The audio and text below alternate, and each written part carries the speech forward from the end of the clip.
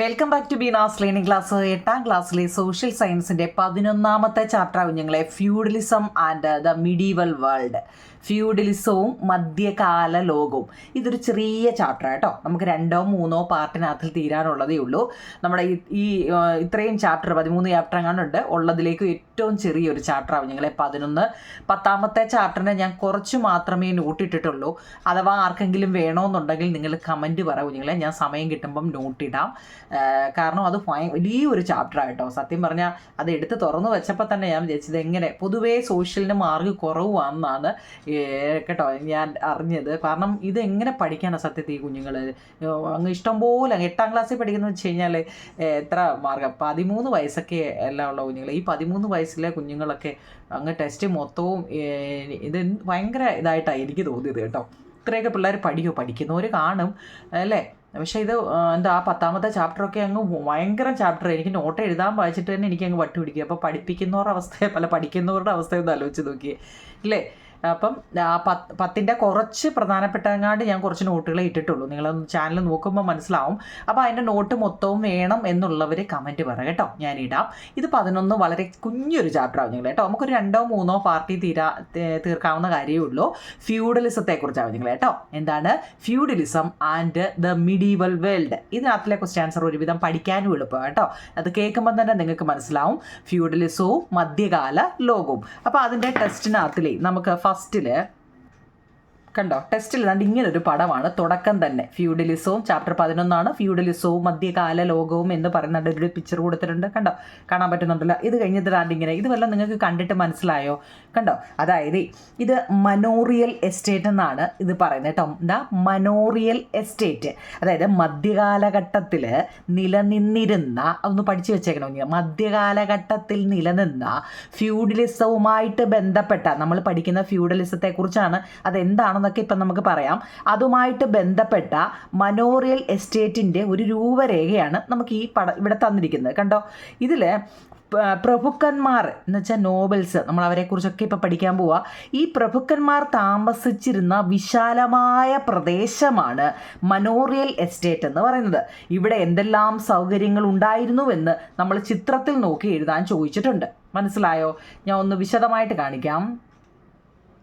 കണ്ടോ കുഞ്ഞുങ്ങളെ, ഇതാണ് അതിൻ്റെ കളർ ഫോട്ടോ ആയിട്ട് കാണിക്കുമ്പം മനോറിയൽ എസ്റ്റേറ്റ് എന്ന് വെച്ചാൽ എന്താണെന്ന് കാണാൻ പറ്റുന്നുണ്ടല്ലോ. ഇതാ, മറ്റേത് കണ്ടാൽ നിങ്ങൾക്ക് ചിലപ്പോൾ മനസ്സിലാവത്തില്ലായിരിക്കും. കണ്ടോ, മനോറിയൽ എസ്റ്റേറ്റിൻ്റെ ഒരു പിക്ചർ കണ്ടോ. ഇത് കാണുമ്പോൾ നിങ്ങൾക്ക് എല്ലാം മനസ്സിലാവും. കണ്ടോ, പ്രഭുക്കന്മാരൊക്കെ താമസിച്ചിരുന്നതിനെയാണ് അവിടെ മാനർ എന്ന് പറഞ്ഞില്ല നമ്മൾ ആ എസ്റ്റേറ്റിൻ്റെ പേര് അല്ലേ, മനോറിയൽ എസ്റ്റേറ്റ് അല്ലേ. അപ്പോൾ അതാണ് ഇവിടെ ഈ കൊടുത്തിരിക്കുന്നത് കണ്ടോ. ഇത് കാണാൻ പറ്റുന്നുണ്ടല്ലോ. അവിടെ അവർ താമസിച്ചിരുന്ന മനോറിയൽ എസ്റ്റേറ്റ് കാണാൻ പറ്റുന്നുണ്ടല്ലോ കുഞ്ഞുങ്ങളെ. ഉണ്ടോ? വ്യക്തമായിട്ട് കാണാൻ പറ്റുന്നുണ്ടോ? ഇനി അവിടുത്തെ നോക്കിയേ വർക്ക്ഷോപ്പുകൾ, അതിന് ചുറ്റുവട്ടമായിട്ട് നോക്കിക്കേ വർക്ക്ഷോപ്പുകളുണ്ട്, വാട്ടർ മില്ലുണ്ട്, ചർച്ചുണ്ട് അല്ലേ. പിന്നെയോ പാസ്റ്റർ ഉണ്ട്, PASTUR പാസ്റ്റർ ഉണ്ട്. പിന്നെ ഒരു സെക്കൻഡ് ഫീൽഡ് ഉണ്ട്. നോക്കി അതിന് ചുറ്റുവട്ടം ആവശ്യമുള്ള വേണ്ടുന്ന കാര്യങ്ങളെല്ലാം അല്ലേ. അമ്പലങ്ങളും വർക്ക്ഷോപ്പുകളും പിന്നെ ദേവാലയങ്ങളും വയലുകളും എന്തൊക്കെയാണ് നോക്കി അതിന് വട്ടം. അതായത് അവിടെ താമസിക്കുന്ന, നമ്മളിപ്പോൾ പറഞ്ഞില്ലേ മനോറിയൽ എസ്റ്റേറ്റ് എന്ന് വെച്ചാൽ എന്താണെന്നൊരു കളർ ഫോട്ടോ ഞാൻ കാണിച്ചതാണ്. മറ്റേത് കണ്ടാൽ നിങ്ങൾക്ക് ചിലപ്പോൾ മനസ്സിലാവത്തില്ലായിരിക്കാം. അതുകൊണ്ടൊരു കളർ ഫോട്ടോ കിട്ടിയതങ്ങ് ഇട്ടതാണ് കേട്ടോ. ഇത് കാണുമ്പോൾ നിങ്ങൾക്ക് മനസ്സിലാവുന്നുണ്ടല്ലോ എന്തൊക്കെ അതിന് ചുറ്റുവട്ടം ഉണ്ടെന്നും ആ പ്രഭുക്കന്മാർ താമസിച്ചിരുന്നതിനെയാണ് ഈ മാനർ എന്ന് പറയുന്നത് കേട്ടോ. വലിയ വലിയ ബിൽഡിങ്ങുകളിനകത്തിലാവുണ്ടോ, വലിയ ബംഗ്ലാവുകൾ, ബിൽഡിംഗ് എന്നല്ല വലിയ ബംഗ്ലാവുകൾ. അവർ കയറി വരുന്ന ആ സ്ഥലമൊക്കെ നിങ്ങളാണ്ട് കയറി വരുന്ന വാതിലൊക്കെ നിങ്ങൾ നോക്കിയേ കണ്ടോ. വലിയ വലിയ ബംഗ്ലാവുകളാണ് അല്ലേ, കാരണം രാജാക്കന്മാരൊക്കെ അല്ലേ. ഓക്കെ ആണോ? കണ്ടോ, ഈ പടം നോക്കുന്നതിലും കുറച്ചുകൂടെ, അതായത് നോക്കൂ നിങ്ങൾ, ഇവിടെ എന്തുണ്ട് വനങ്ങളുണ്ട്, കൃഷിസ്ഥലങ്ങളുണ്ട്. കണ്ടോ, വനങ്ങളൊക്കെ കണ്ടു. ഇവിടെ വനങ്ങൾ, കൃഷിസ്ഥലം, മാനവർ, അതായത് പ്രഭുവിൻ്റെ കൊട്ടാരത്തിന് നമ്മൾ ആ കൊട്ടാരം കാണിച്ചില്ലേ കണ്ടോ. അതായത് മാനർ എന്ന് വെച്ച് കഴിഞ്ഞാൽ ഇവിടെ പ്രഭുക്കന്മാർ കേട്ടോ, നോബിൾസ്, പ്രഭുക്കന്മാരുടെയൊക്കെ കൊട്ടാരത്തിനാണ് മാനർ എന്ന് പറയുന്നത്. അവിടെ നോക്കിയ ചെറിയ ഗ്രാമങ്ങളുണ്ട്, മേച്ചിൽപ്പുറങ്ങൾ, പാസ്റ്റർ അല്ലെ, മില്ലുകളുണ്ട്, എന്തെല്ലാം ഉണ്ടെന്നാണ് ഇവിടെ കൊടുത്തിരിക്കുന്നത്. അപ്പോൾ അങ്ങനെ ഒരു ചോദ്യവും നമ്മുടെ അടുത്ത് ലാസ്റ്റ് ചോദിച്ചിട്ടുണ്ട്. നിങ്ങൾ ഇവിടെ അവിടെ എന്തെല്ലാം സൗകര്യങ്ങൾ ഉണ്ടായിരുന്നു എന്നൊന്ന് എഴുതാൻ ചോദിച്ചു കഴിഞ്ഞാൽ ഈ കണ്ട കാര്യങ്ങളൊക്കെ ഒന്ന് എഴുതുക എന്നുള്ളതേ ഉള്ളൂ കേട്ടോ. അപ്പോൾ നമുക്ക് ഇനി ക്വസ്റ്റ്യൻ ആൻസർ പഠിക്കാം. അപ്പം നമ്മളോട് ചോദിച്ചാൽ എന്താവും നിങ്ങൾ ഇവിടെ ഫസ്റ്റ് തന്നെ നിങ്ങൾ ഇത് സംഭവം നല്ലതുപോലെ അങ്ങ് മനസ്സിലാക്കുക എന്നുള്ള, എന്നിട്ട് നിങ്ങൾക്ക് അറിയാവുന്ന കാര്യങ്ങൾ ഫ്യൂഡലിസത്തെക്കുറിച്ച് എഴുതുക. മനസ്സിലായോ? ഇപ്പോൾ ഞാനിങ്ങനെ പഠിപ്പിച്ചു എന്നുകൊണ്ട് നിങ്ങൾ ഇത് തന്നെ അങ്ങ് എഴുതാൻ ഞാൻ പറയില്ല. ഇത് പഠിപ്പിച്ചപ്പോൾ നിങ്ങൾക്ക് എന്താ ഇതിൽ നിന്ന് മനസ്സിലായത് നോക്കാം കുഞ്ഞുങ്ങളെ. ഫ്യൂഡലിസം എന്നാൽ എന്താണ്? ചാപ്റ്ററിൻ്റെ പേര് തന്നെ ഫ്യൂഡലിസം ആണല്ലോ. അപ്പോൾ എന്താണ് ഫ്യൂഡലിസം? ഇംഗ്ലീഷും എഴുതി വെച്ചിട്ടുണ്ട്, അതിൻ്റെ മലയാളം എഴുതി വെച്ചുകൊണ്ടേ നിങ്ങൾക്ക് അതിൻ്റെ അർത്ഥം മനസ്സിലാവും കേട്ടോ. Feudalism was an economic, social and political system that emerged in medieval Europe following the collapse of the Western Roman Empire. Western Roman Empire എന്ന് വെച്ച് കഴിഞ്ഞാൽ പാശ്ചാത്യ റോമ സാമ്രാജ്യത്തിൻ്റെ കൊളാപ്സ് എന്ന് വെച്ചാൽ തകർച്ചയാവും ഞങ്ങളെ. കൊളാപ്സ് തകർച്ചയെ തുടർന്ന്, ഫോളോ എന്ന് വെച്ചാൽ അതേ തുടർന്ന് നമ്മുടെ മിഡീവൽ യൂറോപ്പ്, മധ്യകാല യൂറോപ്പിൽ അന്ന് നിലവിൽ വന്ന പൊളിറ്റിക്കൽ സിസ്റ്റവും അതുപോലെ തന്നെ എന്തൊക്കെയാ രാഷ്ട്രീയവും സാമ്പത്തികവുമായിട്ടൊക്കെയുള്ള ഓരോ വ്യവസ്ഥയ്ക്ക് പറയുന്ന പേരാണ് എന്താ ഫ്യൂഡലിസം എന്ന് പറയുന്നത്. എന്താണ് ഒരു മാർക്കിന് ചോദിക്കാൻ കൊള്ളുന്ന ഒന്നാമത്തെ ചോദ്യം തന്നെ ഫ്യൂഡലിസം എന്നാൽ എന്താണ്? Feudalism was an economic, social and political system that emerged in medieval Europe following the collapse of the Western Roman Empire.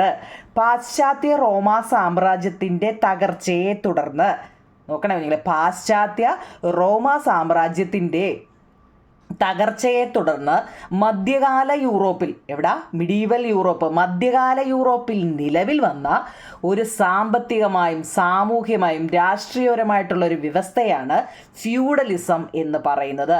ഈ ചാപ്റ്ററിൽ ഒന്നാമത് പഠിക്കേണ്ട കാര്യമാണിത് കേട്ടോ. എന്താണ് ഫ്യൂഡലിസം? ഓക്കെ ആണോ? ഇനി നമ്മൾ പറഞ്ഞു ഫ്യൂഡലിസം അല്ലേ. The word feudalism is derived from the German word feud which means a piece of land. എന്താ നിങ്ങളിവിടെ, അതായത് ഈ പീസ് ഓഫ് ലാൻഡ് എന്ന് വെച്ചാൽ ഒരു തുണ്ട് ഭൂമി. ഫ്യൂഡലിസം എന്ന വാക്കിൻ്റെ അർത്ഥം എന്താണെന്നാണ്. ഒരു തുണ്ട് ഭൂമി എന്ന അർത്ഥം വരുന്ന ഫ്യൂഡ് എന്ന ജർമ്മൻ വാക്കിൽ നിന്നാണ് ഫ്യൂഡലിസം എന്ന പദം രൂപം കൊണ്ടത്. ഓരോ സെൻറ്റൻസും പ്രധാനപ്പെട്ട സെൻറ്റൻസുകളാണ് നിങ്ങളെ. എന്താണ് ഫ്യൂഡലിസം? ഫ്യൂഡ് എന്ന കേട്ടോ, ഫ്യൂഡ് എന്ന ജർമ്മൻ വാക്കിൽ നിന്നാണ്, നമ്മൾ മലയാളികളല്ലേ അല്ലേ, ഈ ഒരു ജർമ്മൻ വാക്കിൽ നിന്നുമാണ് എന്താ ഫ്യൂഡലിസം എന്ന പദം ഉണ്ടായത്. ഒരു തുണ്ട് ഭൂമി എന്നാണ് ഇതിൻ്റെ അർത്ഥം. ഫ്യൂഡലിസം എന്ന വാക്കിൻ്റെ അർത്ഥം എന്താ? ഒരു മാർക്കിന് ചോദിക്കുന്നത് കേട്ടോ. ഒരു തുണ്ട് ഭൂമി എന്ന അർത്ഥം വരുന്ന ഫ്യൂഡ് എന്ന ജർമ്മൻ വാക്കിൽ നിന്നാണ് ഫ്യൂഡലിസം എന്ന പദം രൂപം കൊണ്ടത്. രണ്ടുപേരി മനസ്സിലായോ? നമ്മൾ ഈ ടെസ്റ്റ് മൊത്തം ഇരുന്ന് പഠിച്ചു എന്ന് പറയുന്നത് കാര്യമല്ലോ നിങ്ങൾ കേട്ടോ. നമ്മളെ കൊണ്ട് അത് പറ്റുമോ? അപ്പം എന്താ അതിനകത്തിലെ പ്രധാനപ്പെട്ട കാര്യങ്ങളെല്ലാം അറിഞ്ഞിരിക്കണം. നമ്മളിപ്പോൾ ഫ്യൂഡലിസം ആണ് പഠിക്കുന്നത്. അതിൽ ഫ്യൂഡലിസം എന്നാൽ എന്ത്? ഫ്യൂഡ് എന്താ ജർമ്മൻ ഭാഷയിൽ, ജർമ്മൻ വാക്കിൽ നിന്നാണ് ഈ ഫ്യൂഡലിസം എന്ന വാക്കുണ്ടായത് അല്ലേ. ഒരു തുണ്ട് ഭൂമി എന്നാണ് അതിൻ്റെ അർത്ഥം. ഇനി ഫ്യൂഡലിസം ഒറിജിനേറ്റ് എവിടാ കുഞ്ഞുങ്ങളെ? ഇത് ആവിർഭവിച്ചത് എവിടാ? ഫ്രാൻസിലാണ് കേട്ടോ. ഫ്യൂഡലിസം ഒറിജിനേറ്റഡ് ഇൻ ഫ്രാൻസിൽ ആവിർഭവിച്ചതാണ് ഈ ഫ്യൂഡലിസം. ലേറ്റർ ഇത് പിൽക്കാലത്തോ ഇത് സ്പ്രെഡ് എവിടെയൊക്കെയാണ്? England and Italy. ഫ്രാൻസിലാണ് ഫ്യൂഡലിസം ആദ്യമായിട്ട് ആവിർഭവിച്ചത് അല്ലേ. പിന്നീട് ഇത് സ്പ്രെഡായി. ഇത് എവിടെയൊക്കെ വ്യാപിച്ചു? To England and Italy. 3 വരി എളുപ്പമല്ലേ? ഈ മൂന്ന് സെൻറ്റൻസ് ആണ് തന്നിരിക്കുന്നത്. ഓക്കെ ആണോ കുഞ്ഞുങ്ങളെ? ഫ്യൂഡലിസം മൊത്തം 5 സെൻറ്റൻസ്, പ്രധാനപ്പെട്ട 5 സെൻറ്റൻസ് ഞാൻ എഴുതിയിട്ടുണ്ട് കേട്ടോ. 3 എഴുതിയുള്ളൂ. 3 ഓക്കെ കുഞ്ഞുങ്ങളെ, 3 എഴുതിയുള്ളൂ കേട്ടോ. ഓക്കെ, നമ്മൾ ആ 3 പോയിന്റ് പഠിച്ചാൽ മതി. അതായത് ഫ്യൂഡലിസം എന്നാൽ എന്താണ് അല്ലേ? ഒന്നാമത്തെ വരി, ഫ്യൂഡ് എന്ന ജർമ്മൻ പദത്തിൽ നിന്നാണ് ഫ്യൂഡലിസം എന്ന വാക്കുണ്ടായത്. ഫ്യൂഡലിസം ആദ്യമായിട്ട് വന്നത് ഫ്രാൻസിലാണ്, പിന്നെ അത് സ്പ്രെഡായത് ഇംഗ്ലണ്ടിലും ഇറ്റലിയിലുമാണ്. ഇപ്പം തന്നെ നിങ്ങൾ അതങ്ങ് പഠിച്ചില്ലേ അല്ലേ? ഒന്നാമത്തെ ഒരു ബുദ്ധിമുട്ടായിട്ട് തോന്നുന്നുണ്ടോ? പാശ്ചാത്യ റോമൻ സാമ്രാജ്യത്തിൻ്റെ തകർച്ചയെ തുടർന്ന് തകർന്നു. അത് കുറച്ചായിട്ട് ഇങ്ങനെ തകർന്നുകൊണ്ടിരിക്കുക. അന്ന് എന്താ വെസ്റ്റേൺ റോമൻ എംപയർ അല്ലേ, അവിടെ അതിങ്ങനെ തകർന്നുകൊണ്ടിരുന്നപ്പോൾ നമ്മുടെ മധ്യകാല യൂറോപ്പിൽ നിലവിൽ വന്ന ഒരു സാമ്പത്തിക സാമൂഹിക രാഷ്ട്രീയ വ്യവസ്ഥയാണ് ഫ്യൂഡലിസം കേട്ടോ. അതൊന്ന് പഠിച്ചു വെച്ചേക്കണേ. ഓക്കെ, ഇനി രണ്ടാമത്തെ അതിനകത്തിലെ ചോദ്യം എന്ന് പറയുമോ, what are the 3 orders in feudal system? രണ്ടാമത്തെ പ്രധാനപ്പെട്ടതൊക്കെയാണ് എഴുതുന്നത്. ഫ്യൂഡൽ വ്യവസ്ഥയിലെ 3 ക്രമങ്ങൾ. ഇത് എല്ലാ സിസ്റ്റത്തിനും ഓരോ ക്രമം കാണും അല്ലേ, ഏറ്റവും വലുത്, അതിൽ ചെറുത് എന്നൊക്കെ എന്തിനും ഒരു ഇത് ഉണ്ട് അല്ലയോ നിങ്ങൾ, ഓരോ ക്രമങ്ങളുണ്ട് അല്ലേ, ഓർഡറുകളുണ്ട് എന്ന് പറയുന്ന പോലെ നമ്മുടെ ഫ്യൂഡൽ വ്യവസ്ഥയിലും 3 ക്രമങ്ങളുണ്ട്. ഒന്നാമത്തെയാണ് ക്ലർജി. ആദ്യമായിട്ട് കേൾക്കുവാണോ ക്ലർജി അല്ലേ? ഫ്രഞ്ച് റവല്യൂഷനൊക്കെ നിങ്ങൾ പഠിച്ചിട്ടുണ്ടോ? നിങ്ങൾ ഫ്രഞ്ച് റവല്യൂഷൻ കേട്ടിട്ടുണ്ടോ? 8ാം ക്ലാസ് അല്ലേ, ഉണ്ടോ? ഓക്കെ, ക്ലർജി എന്ന് വെച്ചാൽ പുരോഹിതർ എന്നാണ് അർത്ഥം. എന്താണ് പുരോഹിതർ? നോബിൾസ് എന്ന് വെച്ചാൽ പ്രഭുക്കന്മാർ എന്നാണ് അർത്ഥം. പെസൻസ് എന്ന് വെച്ച് കഴിഞ്ഞാൽ കർഷകർ എന്നാണ് അർത്ഥം. അപ്പോൾ ഏറ്റവും ടോപ്പിൽ നിൽക്കുന്ന ആരായിരിക്കും? ക്ലർജി അല്ലേ. രണ്ടാമത് വരുന്ന ആരാ? നോബിൾസ്. മൂന്നാമത്തെ പെസൻസ്, പുരോഹിതന്മാരും പ്രഭുക്കന്മാരും കർഷകരും കേട്ടോ. അതൊന്ന് പഠിക്കണേ. രണ്ടാമത്തെ. മൂന്നാമത്തത് ക്യാരക്ടറിസ്റ്റിക്സ് ഓഫ് ഫ്യൂഡൽ സൊസൈറ്റി. നമ്മുടെ ഫ്യൂഡൽ സമൂഹത്തിൻ്റെ, നമ്മൾ പഠിക്കുന്ന ഫ്യൂഡലിസമാണ് അല്ലേ, നമ്മൾ പഠിക്കുന്നത് ഫ്യൂഡലിസത്തെക്കുറിച്ചാണ്. അത് ഏത് വാക്കിൽ നിന്നാണ്, എവിടെയാണ് ആദ്യം ഉണ്ടായത്, പിന്നെ എവിടെ സ്പ്രെഡായി, ഇതിൻ്റെ 3 ക്രമങ്ങൾ ഏതെല്ലാം, ഇത്രയാണ് നമ്മൾ പഠിച്ചത്. ഇനിയും ഇതിൻ്റെ ക്യാരക്ടറിസ്റ്റിക്സ്, അതായത് അതിൻ്റെ സവിശേഷതകൾ എന്തെല്ലാമാണ്. ഇനി അതുപോലെ തന്നെ ചോദിക്കാം, relationship between the king and nobles. King എന്ന് വെച്ചാൽ രാജാക്കന്മാരും അതുപോലെ തന്നെ നോബിൾസ് പ്രഭുക്കന്മാരും തമ്മിലുള്ള ബന്ധത്തെക്കുറിച്ചൊന്ന് എഴുതാൻ ചോദിക്കും. നമ്മുടെ ഫ്യൂഡൽ വ്യവസ്ഥയിൽ രാജാക്കന്മാരും പ്രഭുക്കന്മാരും തമ്മിലുള്ള ബന്ധം ഒന്ന് എഴുതാൻ ചോദിക്കും കേട്ടോ. അത് 2 രീതിയിൽ ചോദിക്കാം. ഫ്യൂഡൽ സമൂഹത്തിൻ്റെ സവിശേഷതകൾ ചോദിക്കാം, ഫ്യൂഡൽ വ്യവസ്ഥയിലെ രാജാവും പ്രഭുക്കന്മാരും തമ്മിലുള്ള ബന്ധവും ചോദിക്കാം കേട്ടോ. അപ്പോൾ എങ്ങനെ എഴുതാം നോക്കിക്കേ, നോക്കി നോക്കിയില്ല, ഞാൻ എഴുതി വെച്ചേക്കുന്നത് നിങ്ങൾക്ക് ഞാൻ വായിക്കുന്ന കേൾക്കുമ്പോൾ തന്നെ നിങ്ങൾക്ക് മനസ്സിലാവുന്നില്ലേ കേട്ടോ. King owned all the land എന്ന് വെച്ചാൽ ഈ ഫ്യൂഡലിസത്തിൽ മുഴുവൻ ഭൂമിയുടെയും ഉടമസ്ഥാവകാശം രാജാവിനായിരുന്നു. നോക്കണേ കുഞ്ഞുങ്ങളെ, നമുക്കിപ്പോൾ പറയാം 50 സെൻറ് ഉണ്ട് അല്ലേ, 25 സെൻറ് ഉണ്ട്, അതിനകത്തൊരു വീടുണ്ട് എന്നൊക്കെ നമ്മൾ ഇവിടുന്ന് പറയത്തില്ലേ ഇപ്പം, ഇല്ലയോ? പക്ഷേ പണ്ടത്തെ കാര്യമായതാ മിഡീവൽ ഇന്ത്യയിൽ, അതായത് മിഡീവൽ പീരീഡിൽ ഫ്യൂഡലിസത്തിൽ മുഴുവൻ ഭൂമിയുടെയും ഉടമസ്ഥാവകാശം രാജാവിനായിരുന്നു കേട്ടോ. King owned all the land. പിന്നോ the king gave the land to the nobles. ഈ രാജാവ് തൻ്റെ കൈവശ ഭൂമി പ്രഭുക്കന്മാർക്ക് നൽകിയിരുന്നു. അവരുടെ തൊട്ട് താഴെയുള്ളത് ആരാ? പ്രഭുക്കന്മാരാ. രാജാവ് തൻ്റെ കൈവശം ഇരിക്കുമ്പം വേണേൽ കുറച്ചൊക്കെ തൻ്റെ തൊട്ട് താഴെയുള്ള ഈ നോബിൾസിന് കുറച്ചൊക്കെ കൊടുക്കും. അവിടെ അടുത്തുള്ള ഇല്ലയോ അല്ലേ, അവർക്കൊക്കെ കൊടുക്കാന്ന് വെച്ചാൽ രാജാവ് തൻ്റെ കൈവശമുള്ള ഭൂമി നോബിൾസിന് പ്രഭുക്കന്മാർക്ക് നൽകിയിരുന്നു കേട്ടല്ലോ. മൊത്തവും കൂടെ ഈ രാജാവ് അങ്ങേ പിടിച്ചു വെച്ചിരിക്കുക അല്ലേ. അപ്പോൾ കുറച്ചൊക്കെ ആർക്ക് കൊടുക്കും? നോബിൾസ് എന്ന് വെച്ചാൽ പ്രഭുക്കന്മാർക്ക് നൽകിയിരുന്നു. It return nobles pledged to the loyal to the king and to provide military assistance. ഇനി ഇതിന് പകരമായിട്ട് ഇവർക്ക് ഈ ഭൂമിയൊക്കെ കൊടുക്കുന്നുണ്ടല്ലോ, രാജാവ് ഭൂമി പ്രഭുക്കന്മാർക്ക് കൊടുക്കുമ്പം അതിന് പകരമായിട്ട് ഈ പ്രഭുക്കന്മാർ എന്ത് പറയുമെന്നറിയോ? രാജാവിനോട് എപ്പോഴും കൂറുള്ളവരായിരിക്കുമെന്നും, ഇങ്ങനെ കൊടുക്കുമ്പം രാജാവിനോട് കൂറുള്ളവരായിരിക്കുമെന്നും, എന്തെങ്കിലും ആവശ്യ സന്ദർഭത്തിൽ കുറേ സൈന്യത്തെ നമുക്ക് നൽകി സഹായിക്കുമെന്നും അവരെന്ത് ചെയ്തു? പ്രതിജ്ഞ എടുത്തു കേട്ടോ. പ്ലഡ്ജ് പ്രതിജ്ഞ എടുത്തു. എന്താ നിങ്ങളെ കുറച്ച് ഈ നമ്മുടെ മൊത്തവും ഭൂമിയും രാജാവായിരുന്നു എന്ത് ചെയ്തത്? ഉടമസ്ഥാവകാശം വെച്ച് മുഴുവൻ ഭൂമിയുടെയും ഉടമസ്ഥാവകാശം നമ്മുടെ രാജാവിനായിരുന്നു. ഈ രാജാവ് തൻ്റെ കൈവശമുള്ള ഭൂമി പ്രഭുക്കന്മാർക്കൊക്കെ മൊത്തമൊന്നുമില്ല, കുറച്ചൊക്കെ നൽകിയിരുന്നു. അപ്പം ഇത് കൊടുക്കുമ്പോൾ ഈ പ്രഭുക്കന്മാരെന്താ, അവർക്കിത് കിട്ടുമ്പോൾ അവർ പറയും രാജാവിനോട് അവർ പ്രതിജ്ഞ ചെയ്തു, ഞങ്ങൾക്ക് ഇങ്ങനെ തരുന്നതുകൊണ്ട് ഞങ്ങൾ എപ്പോഴും രാജാവിനോട് കൂറുള്ളതാണ് കേട്ടോ. രാജാവ് എന്ത് ചോദിച്ചാലും ഞങ്ങൾ അനുസരിക്കും അല്ലേ. എന്തെങ്കിലും രാജാവിന് എന്താവശ്യം ഉണ്ടെങ്കിലും എത്ര സൈന്യത്തെ വേണമല്ലോ ഞങ്ങൾ തരാം കേട്ടോ. എന്നൊക്കെ ആര് പറയും? നമ്മുടെ നോബിൾസ് കിങ്ങിനോട് പറയുന്നതാണ് കേട്ടോ. 3 പോയിന്റ് മനസ്സിലാക്കി പോണേ കുഞ്ഞുങ്ങളെ. ഇത് നല്ല രസം ഇത് കേൾക്കാൻ. എന്ന് വെച്ച് കഴിഞ്ഞാൽ നമ്മൾ പഠിക്കുന്നത് ഫ്യൂഡൽ വ്യവസ്ഥയിലെ രാജാക്കന്മാരെ കുറിച്ചും പ്രഭുക്കന്മാരെ കുറിച്ചുമാണ്. ഫ്യൂഡൽ വ്യവസ്ഥയിൽ മുഴുവൻ ഭൂമിയും രാജാവിൻ്റെ കയ്യിലായിരുന്നു. രാജാവ് കുറച്ചൊക്കെ പ്രഭുവിന് കൊടുക്കും അല്ലേ. ആ കൊടുക്കുമ്പോൾ നമുക്ക് ഏത് സാധനം ഒരാൾ തരുമ്പോൾ പറയും, ഞാൻ നിനക്ക് മറ്റേത് തരാം അല്ലേ. അങ്ങനെ പറയത്തില്ലേ. ഇതിന് പകരം പ്രഭുക്കന്മാരെന്ത് പറയും? രാജാവിനോട് എപ്പോഴും കൂറുള്ളവരായിരിക്കുമെന്നും എന്താവശ്യമുണ്ടെങ്കിലും നമ്മുടെ രാജാവേട്ടൻ നമ്മളോട് പറഞ്ഞാൽ മതി, ഇഷ്ടം പോലെ സൈന്യത്തെ ഞങ്ങൾ അങ്ങ് തരാം കേട്ടോ. മിലിറ്ററി സപ്പോർട്ട് അല്ലെ, മിലിറ്ററി അസിസ്റ്റൻസ് എന്ന് വെച്ച് കഴിഞ്ഞാൽ അവശ്യ സന്ദർഭത്തിൽ സൈന്യത്തെ നൽകി സഹായിക്കുമെന്ന് ആരാണ്? നമ്മുടെ നോബിൾ കിങ്ങിന് എന്ത് ചെയ്തു? പ്ലഡ്ജ് ചെയ്തു അല്ലെ, പ്രതിജ്ഞ ചെയ്തു. പിന്നെ കുഞ്ഞുങ്ങളെ എവിടെ നോക്കിയേ, ഈ nobles had the power to form an army, administer justice, അതുപോലെ മിന്റ് ദെയർ ഓൺ കറൻസി. അതൊക്കെ നോക്കി കുഞ്ഞുങ്ങളെ. ഇവിടുത്തെ പ്രഭു അല്ലെ, നോബിൾസിന് സൈന്യത്തെ രൂപീകരിക്കാനും എത്ര വേണമെങ്കിലും ഈ രാജാവിന് വിട്ടുകൊടുക്കാനും അതുപോലെ തന്നെ അറേഞ്ച് ചെയ്യാനും ഒക്കെ നമ്മുടെ പ്രഭുവിന് പറ്റും കേട്ടോ. പ്രഭുവിന് സൈന്യത്തെയൊക്കെ രൂപീകരിക്കാനും അതുപോലെ തന്നെ നീതിന്യായ വ്യവസ്ഥ നടപ്പിലാക്കാനും പ്രഭുക്കന്മാരാണ് ഇതൊക്കെ ചെയ്യുന്നത്. പ്രഭുവിന് സൈന്യത്തെയൊക്കെ രൂപീകരിക്കാനും നീതിന്യായ വ്യവസ്ഥ നടപ്പിലാക്കാനും അല്ലേ, ജസ്റ്റിസ് നീതി അതൊക്കെ അഡ്മിനിസ്റ്റർ അല്ലേ, ആർമി അഡ്മിനിസ്റ്റർ, പിന്നെ സൈന്യത്തെ രൂപീകരിക്കുക, ജസ്റ്റിസ് നീതിന്യായ വ്യവസ്ഥ നടപ്പിലാക്കുക, അതുപോലെ തന്നെ സ്വന്തമായിട്ട് നാണയം അച്ചടിക്കാനും അധികാരമുണ്ടായിരുന്നു. ആർക്കാ? നോബിൾസിനാ കേട്ടോ. നോബിൾസിനെ കുറിച്ച് ചിലപ്പോൾ മാത്രം ചോദിച്ചാലും എഴുതാൻ അറിയണം. പ്രഭുവിന് സൈന്യത്തെ രൂപീകരിക്കാൻ പറ്റും, നീതിന്യായ വ്യവസ്ഥ നടപ്പിലാക്കാൻ പറ്റും, സ്വന്തമായിട്ട് നാണയം അച്ചടിക്കാനും അധികാരമുള്ള ആൾ ആരാണ്? നോബിൾസ് അല്ലെങ്കിൽ പ്രഭുക്കന്മാരാണ് കേട്ടോ. നമ്മൾ പഠിക്കുന്ന രാജാവും പ്രഭുവും തമ്മിലുള്ളൊരു വ്യത്യാസമാണ്.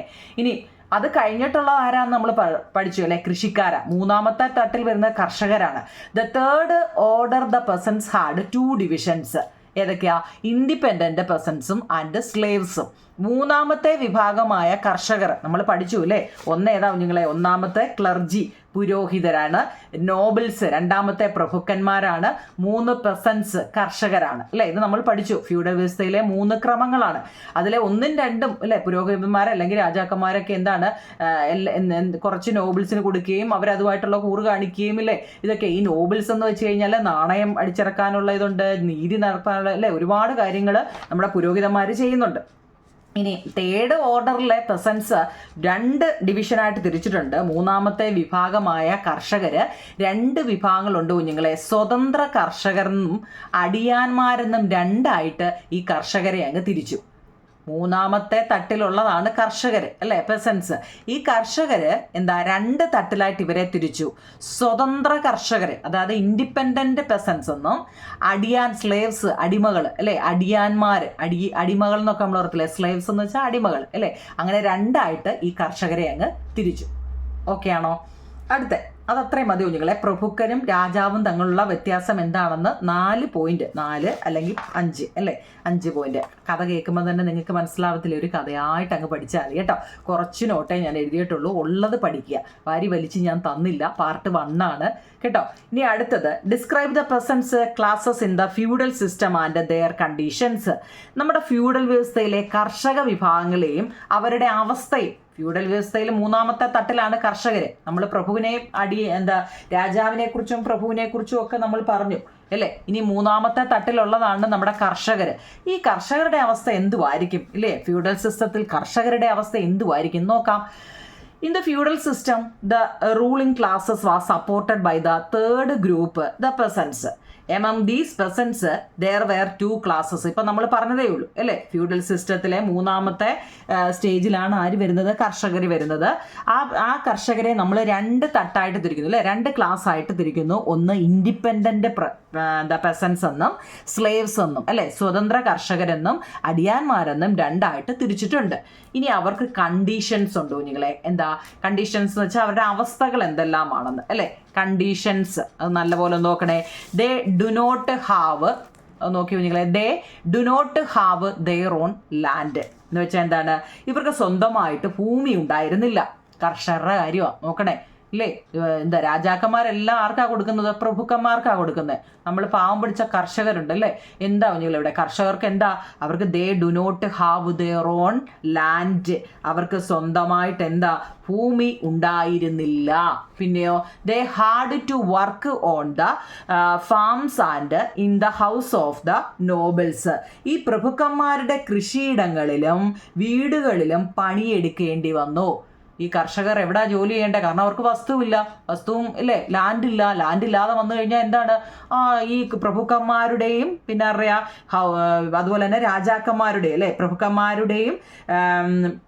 പ്രഭുക്കന്മാരുടെ രാജാവിൻ്റെ അല്ല, നോബിൾസ് അല്ലേ, പ്രഭുക്കന്മാരുടെ കൃഷിയിടങ്ങളിലും അതുപോലെ തന്നെ വീടുകളിലും, കൃഷിയിടത്ത് മാത്രമല്ല അവരൊക്കെ വീട്ടിൽ പോയി ജോലി ചെയ്തുകൊണ്ടിരുന്നു. പിന്നെയോ they did not receive wages.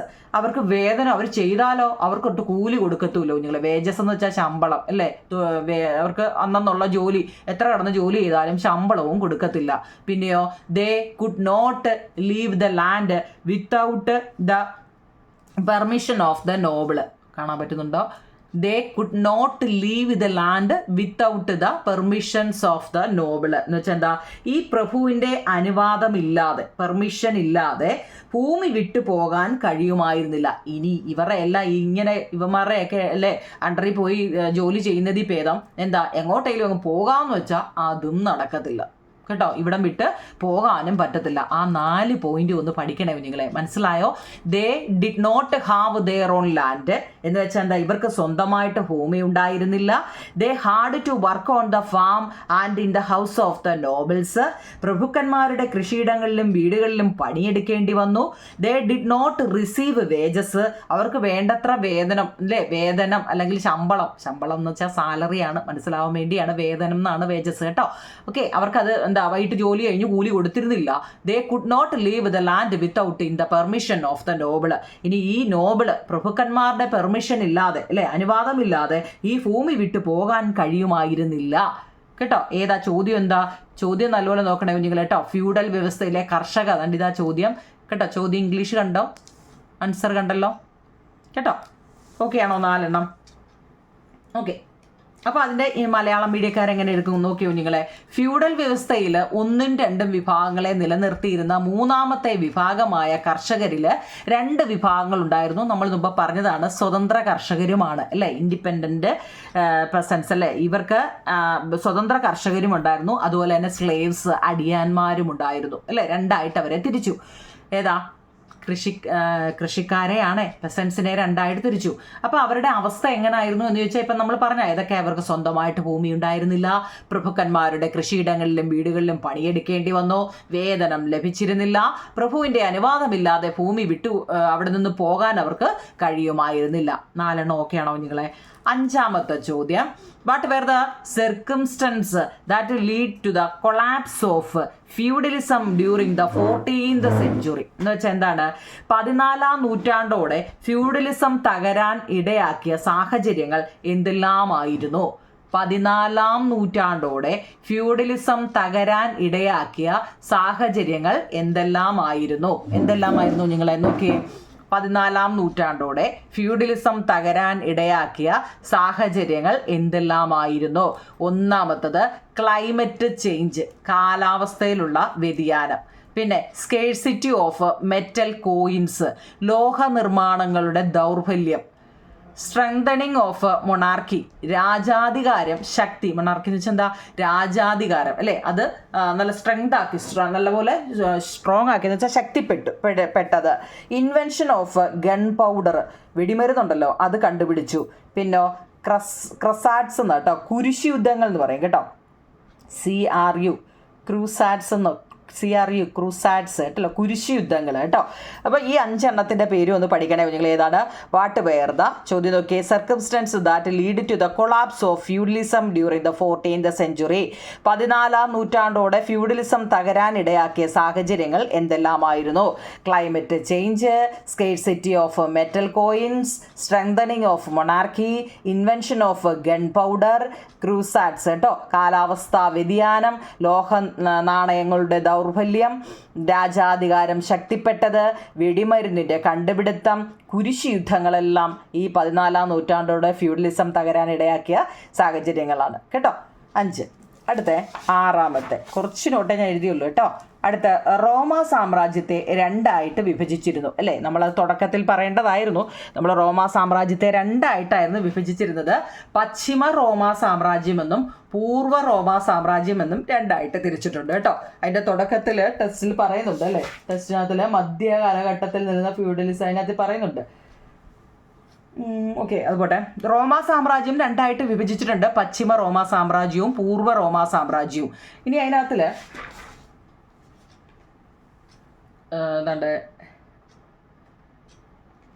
അത് ഞാൻ ഇതൊന്ന് പറഞ്ഞിട്ട് പറയാം. ഇനി ഫ്രാങ്കിഷ് സാമ്രാജ്യത്തിലെ, നമ്മളിനി അതിനെക്കുറിച്ചാണ് പഠിക്കുന്നത് കേട്ടോ. ഫ്രാങ്കിഷ് സാമ്രാജ്യത്തിലെ പ്രസിദ്ധനായ ഭരണാധികാരി ആരായിരുന്നു? ടെസ്റ്റ് ചെയ്യാനൊന്ന് വായിച്ചിട്ട് ഞാൻ പറയാമെന്നുള്ളത്. ഫ്രാങ്കിഷ്, നിങ്ങൾ ആദ്യമായിട്ടാ കേൾക്കുന്നെങ്കിൽ ആ പേരൊക്കെ ഒന്ന് നോക്കണേ. ഫ്രാങ്കിഷ് സാമ്രാജ്യം, എംപയർ അല്ലേ. പ്രസിദ്ധനായ ഭരണാധികാരി, ഫേമസ് റൂളർ. ഭരണാധികാരി എന്ന് വെച്ചാൽ റൂളർ അല്ലേ. ഫേമസ് ഭരണാധികാരി എന്ന് വെച്ച് കഴിഞ്ഞാൽ എന്താ? പ്രസിദ്ധനായ ഭരണാധികാരി. ആരാ? എംപയർ എന്ന് വെച്ചാൽ എന്താ പറഞ്ഞാൽ സാമ്രാജ്യം അല്ലേ. അതുപോലെ ഫേമസ് എന്ന് വെച്ചാൽ the most famous ruler of the Franklin Empire was Frankish ആണ് കേട്ടോ. ഫ്രാങ്കിഷ് സാമ്രാജ്യത്തിലെ പ്രസിദ്ധനായ ഭരണാധികാരിയാണ്. ആ പേരൊന്ന് വായിക്കാൻ വേണ്ടിയാണ്. ഷാലമീൻ എന്നാണ് മലയാളത്തിൽ പറയുന്നത്. ഇംഗ്ലീഷിലും അങ്ങനെ തന്നെ പറയുന്നത്. പക്ഷേ ആ സ്പെല്ലിങ് നിങ്ങളൊന്ന് നോക്കണേ കുഞ്ഞുങ്ങൾ കേട്ടോ. ചാർലമാഗ്നി എന്നൊക്കെ വേണമെങ്കിൽ നമുക്ക് പറയല്ലേ. CHA ചാർലി മാഗ്നി എന്നൊക്കെയാ. പക്ഷെ അല്ല, ഷാലമീൻ തന്നെയാണ് കേട്ടോ. അപ്പോൾ നിങ്ങൾ ആ സ്പെല്ലിങ് നല്ലതുപോലെ പഠിക്കണം. ഷാലമീൻ്റെ സ്പെല്ലിങ് നല്ലപോലെ പഠിക്കണം. Franklin Empire, the most famous ruler of the Frankish. Franklin എന്നാണ് ഞാൻ എപ്പോഴും പറയുന്നത്. ഫ്രാങ്കിഷ് ആണ് കേട്ടോ. ഫ്രാങ്കിഷ് എംപയർ കേട്ടോ. ഓക്കെ ആണോ? 8-ാമത്തെ ഒരെണ്ണം കൂടെ നോക്കൂ നിങ്ങളെ. ഇവിടെ നമ്മുടെ ഷാലമീനെ വിശുദ്ധ ചക്രവർത്തിയായിട്ട് കിരീടധാരണം ചെയ്തത് എന്തുകൊണ്ടാണ്? നമ്മൾ ഷാലമീനെ കുറിച്ചൊക്കെ ഇനി പഠിക്കാനുണ്ട് കേട്ടോ. ഈ ഷാലമീനെ വിശുദ്ധ റോമാ ചക്രവർത്തിയായിട്ട്, ഒരാളെ ചുമ്മാ തങ്ങുന്ന ഇത് നിങ്ങളുടെ തലയിലിരിക്കട്ടെന്നും പറഞ്ഞ് കിരീടം എടുത്ത് കൊടുക്കുമോ നിങ്ങളെ? ഇല്ല. അപ്പം അദ്ദേഹത്തിന് ആ വിശുദ്ധ റോമാ ചക്രവർത്തിയായിട്ട് കിരീടധാരണം ചെയ്തത് എന്തുകൊണ്ടാണ്? Why was A crowned? കിരീടം കേട്ടോ. ക്രൗൺ എന്ന് വെച്ചാൽ എന്താ? കിരീടം അല്ലേ. ഹോളി റോമൻ എംപയർ, എംപറർ ആണ്. എംപറർ ചക്രവർത്തി. ആ ചോദ്യം നോക്കിക്കേ. നോക്കൂ നിങ്ങളെ. Charlemagne defeated the enemies who had assisted people. Leo, ആ പേര് നോക്കണേ നിങ്ങളെ. ലിയോ 3 എന്നാണ് കേട്ടോ. റോമൻ ലെറ്റർ 1, 2, 3 എഴുതത്തില്ലേ നമ്മൾ? ആ 3 അത് കേട്ടോ. ലിയോ 3 കേട്ടോ. Leo 3 in Rome and saved him from his enemies. The pope crowned Charlemagne as the first Holy Roman Empire. English മീഡിയക്കാർക്ക് ആ 2 വരി അങ്ങ് എഴുതിയാൽ മതി കേട്ടോ. എന്ന് വെച്ച് കഴിഞ്ഞാലേ, നമ്മുടെ പോപ്പ് ലിയോ 3 റോമാ നഗരത്തിൽ നിന്നും പുറത്താക്കിയ ശത്രുക്കളെ കേട്ടോ. പോപ്പ് ലിയോ 3 റോമാ നഗരത്തിൽ നിന്നും കുറേ ശത്രുക്കൾ വന്ന് ഇദ്ദേഹത്തെ പുറത്താക്കി. പക്ഷേ നമ്മുടെ ഷാലമീൻ പരാജയപ്പെടുത്തി അവരെ. ആ പുറത്താക്കപ്പെട്ട നമ്മുടെ ഷാലമീൻ പരാജയപ്പെടുത്തുകയും അദ്ദേഹത്തെ വീണ്ടും പോപ്പായിട്ട് അവിടെ അവരോധിക്കുകയും ചെയ്തു. എങ്ങനെയുണ്ട്? അദ്ദേഹം നിസ്സാരക്കാരനാണോ? നമ്മളീ പറഞ്ഞതിലും വെറുതെ ആണോ അദ്ദേഹത്തിൻ്റെ തലയിൽ അത് വെച്ച് കൊടുത്തേ? നമ്മുടെ പോപ്പ് ലിയോ 3 ഈ റോമാ നഗരത്തിൽ നിന്നും പുറത്താക്കിയ കുറേ ശത്രുക്കളെ നമ്മുടെ ഷാലമീൻ പരാജയപ്പെടുത്തുകയും, സംഭവം മനസ്സിലാക്കണേ, ഷാലമീൻ അവരെ പരാജയപ്പെടുത്തുകയും ഈ പോപ്പ് ലിയോ 3 അദ്ദേഹത്തെ വീണ്ടും പോപ്പായിട്ട് അവിടെ അവരോധിക്കുകയും ചെയ്തു. ഇതിനുള്ള പ്രത്യുപകാരമായിട്ടാണ് നമ്മുടെ പോപ്പ് ഷാലമീനെ ആദ്യമായിട്ട് വിശുദ്ധ റോമ ചക്രവർത്തിയായിട്ട് അവിടെ കിരീടധാരണം നടത്തിയത്. മനസ്സിലായോ? പോപ്പ് ലിയോ 3 റോമാ നഗരത്തിൽ നിന്നും പുറത്താക്കിയ ശത്രുക്കളെ ഷാലമീൻ പരാജയപ്പെടുത്തുകയും അദ്ദേഹത്തെ വീണ്ടും പോപ്പായിട്ട് അവരോധിക്കുകയും ചെയ്തു. ഇതിനുള്ള പ്രത്യുപകാരമായിട്ടാണ് നമ്മുടെ പോപ്പ് എന്ത് ചെയ്തു?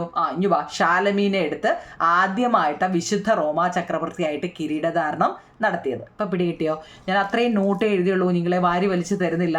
ഈ 8 പഠിച്ചിട്ട് നിങ്ങൾ കമൻറ്റ് പറയാം ഞാൻ ആ 8 പഠിച്ചെന്ന്. എന്നിട്ട് ഞാൻ 9-ാമത്തെ മുതൽ തരാം കേട്ടോ. വാരി വലിച്ചൊറ്റ ചാപ്റ്ററിൽ എനിക്ക് വേണമെങ്കിൽ ഒറ്റ ഇതിൽ തരാം, പക്ഷെ അത് നിങ്ങൾ പഠിക്കണമെന്നില്ല കേട്ടോ. നമ്മുടെ ടെസ്റ്റിനകത്തിലേ ഇതാണ്ടേ വാസ്തുവിദ്യയിലെ കരോലിഞ്ചിയൻ ആ പേരൊക്കെ നോക്കണേ കേട്ടോ. കരോലിഞ്ചിയൻ ശൈലി, അതായത് ബൈസാൻഡൈൻ ശൈലിയും പ്രാചീന റോമൻ ശൈലിയും സംയോജിപ്പിച്ച ശൈലിയായിരുന്നു കരോലിഞ്ചിയൻ ശൈലി കേട്ടോ. ചിലപ്പോൾ ഒരു മാർഗ്ഗം ചോദിച്ചാലോ.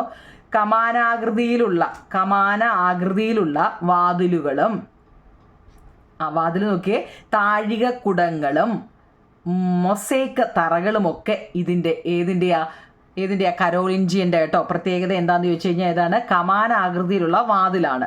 താഴികക്കുടങ്ങളുണ്ട്, വെളിയിലിങ്ങനെ അമ്പലങ്ങളുടെയൊക്കെ മണ്ടക്കിരിക്കത്തില്ലേ അല്ലേ, അതുപോലെ താഴികക്കുടങ്ങളും മൊസൈക്ക് തറകളും ഇതിൻ്റെ സവിശേഷതകളാണ് കേട്ടോ. ഇനി നമുക്ക് വിശുദ്ധ റോമാ സാമ്രാജ്യത്തെക്കുറിച്ച് കുറേ പഠിക്കാനുണ്ട്. അത് ആരാണ് വേണേൽ അതൊന്ന് വായിച്ചേൽപ്പിക്കാൻ. റോം ആസ്ഥാനമാക്കി നിലനിന്നിരുന്ന സാമ്രാജ്യത്തെക്കുറിച്ച് നിങ്ങൾ മുൻ ക്ലാസ്സിൽ പഠിച്ചുവല്ലോ. പിൽക്കാലത്ത് റോമാ സാമ്രാജ്യം പശ്ചിമ റോമാ സാമ്രാജ്യം, പൂർവ്വ റോമാ സാമ്രാജ്യം എന്നിങ്ങനെ രണ്ടായിട്ട് വിഭജിച്ചു. അത് ഞാൻ മൺവേടി തന്നായിരുന്നു അല്ലേ. പശ്ചിമ റോമാ സാമ്രാജ്യത്തെ പിൽക്കാലത്ത് യൂറോപ്പിലെ ഗോത്ര വിഭാഗമായ ഫ്രാങ്കുകൾ അങ്ങ് കീഴടക്കി. അവിടെ മുതലാണ് നമുക്ക് ക്വസ്റ്റ്യൻ ആൻസർ വരുന്നത് അല്ലേ.